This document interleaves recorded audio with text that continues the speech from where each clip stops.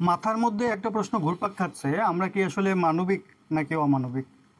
আমরা যখন দেখি মানুষ রক্ত দেওয়ার জন্য লাইন ধরছে, হসপিটালে ছুটাছুটি করছে, যে যেভাবে পারছে সাহায্য করছে, সেখানে দেখতে মনে হচ্ছে যে আমরা খুবই মানবিক। কিন্তু বিপরীত চিত্রটা আমরা কোথায় দেখতে পাচ্ছি? একটা পানিরই 40 টাকার পানি 600 টাকা বিক্রি করতেছে। এই মানুষগুলাকে আমি কিভাবে মূল্যায়ন করব? একজন রিক্সাওয়ালা ভাই, যিনি আসলে আহ, হয়তো জীবিকার তাগিদেই তিনি রিক্সা চালান বা কাজ করছেন, কিন্তু আহ, তিনিও 40 টাকা রিক্সা ভাড়া 300 টাকা 350 টাকা হাঁকাচ্ছেন। ভাই, আজকে যদি অ্যাক্সিডেন্টটা না হইতো, তাহলে তুমি তো এই 30 টাকা 40 টাকা, পারলে 20 টাকাও তোমার ট্রিপ নাই। এখন মানুষের দুর্দিনে তোমার এখন এভাবে হাঁকাইতে হবে?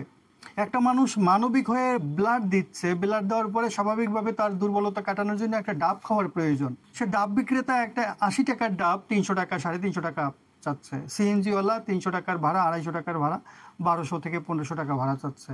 তাহলে এই জায়গাটাতে আসলে আমরা কি মানবিক? আমাদের আসলে উচিত মানবিকতার স্কুল খোলা এবং মানুষের মধ্যে এই মানবিক মূল্যবোধ জাগ্রত করা। কারণ বিভিন্ন সময় আমাদের দেশে দুর্যোগ, বিভিন্ন সময় বিভিন্ন রকম অ্যাক্সিডেন্ট ঘটছে, ঘটবে।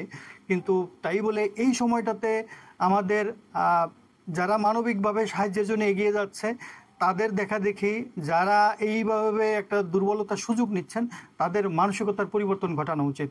আর এই পরিবর্তন ঘটানোর জন্য আমাদের আসলে যারা মিডিয়া আছে, তাদের প্রতিনিয়ত অ্যাওয়ারনেস ক্যাম্পেইন করা উচিত, অ্যাওয়ারনেস ভিডিও তৈরি করা উচিত, যাতে এই মানুষের মধ্যে কিছুটা হলেও মানসিক বা মানবিক মূল্যবোধ জাগ্রত হয়। আসুন আমরা অমানুষের পরিচয় না দিয়ে মানুষ হওয়ার চেষ্টা করি।